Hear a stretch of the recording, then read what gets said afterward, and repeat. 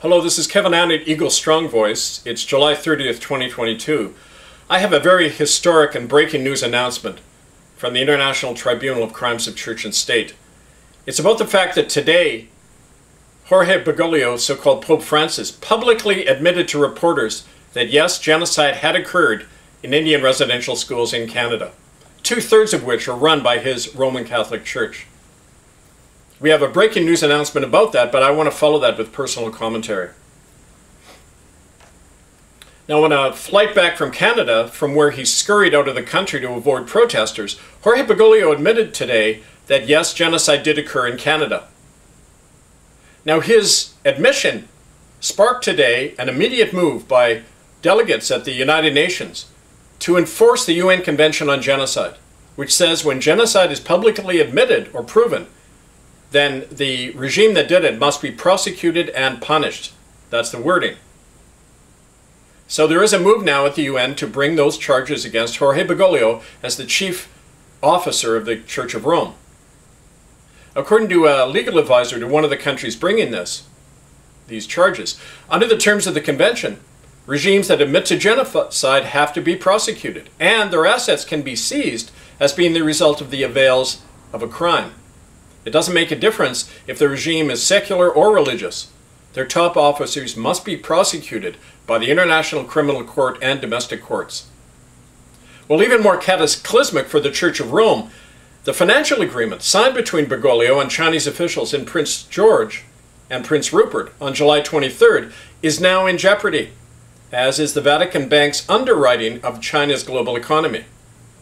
According to the legal advisor, Beijing can hardly depend on the Vatican Bank if its assets are the target of a criminal investigation. This shakes up the entire Beijing-Rome alliance. Well, it's no accident that Bergoglio suddenly scurried out of Canada soon after the city council in Nunavut, the city of Iqaluit in Nunavut.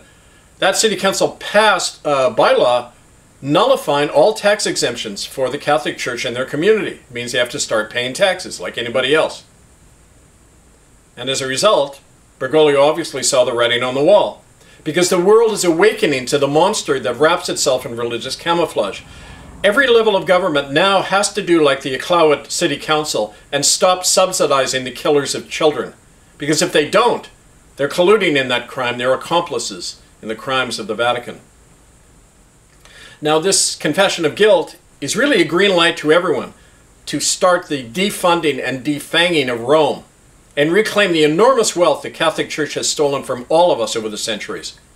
We and our Indigenous allies in Canada will begin occupying, seizing Catholic Church buildings, and reclaiming stolen land as legal reparations for the crimes of genocide and the theft of all of us.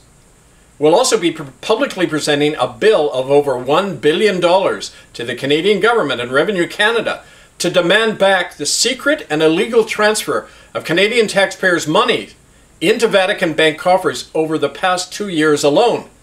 And a lot more is owed than that.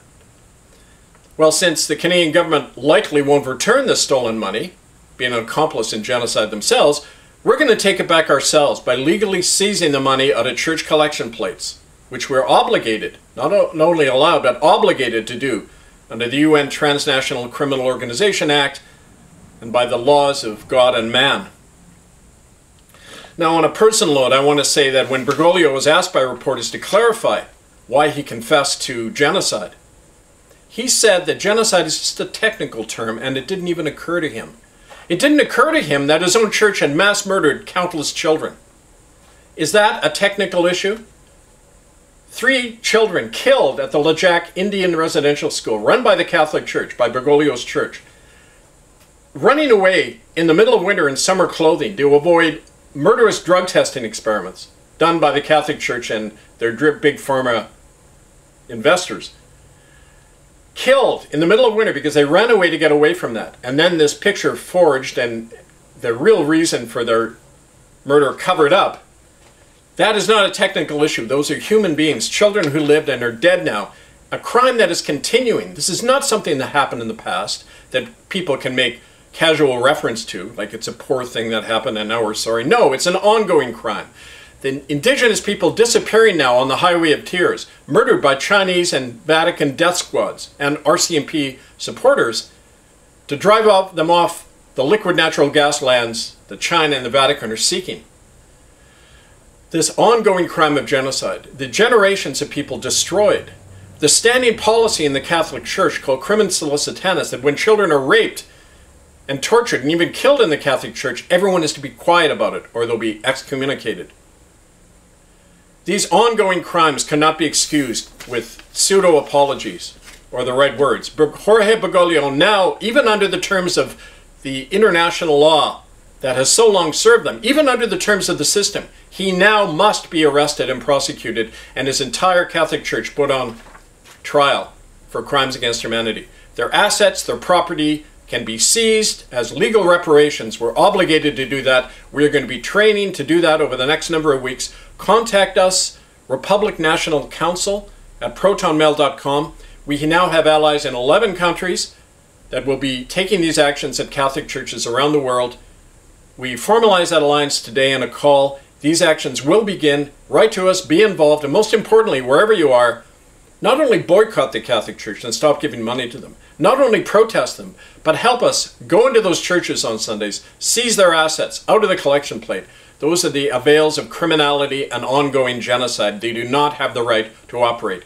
We will legally banish them from operating in our countries. We will insist that their tax-exempt status not only be nullified, but that they be seized and disestablished entirely as a real and constant threat, ongoing threat to all of us and to the children of our communities. Stand by for more. This is Kevin Annett, Eagle Strong Voice, murderbydecree.com, republicofcanada.org, and contact us to be part of this campaign to defend and save the lives of children. Republic National Council at protonmail.com. Stand by for more. I thank you.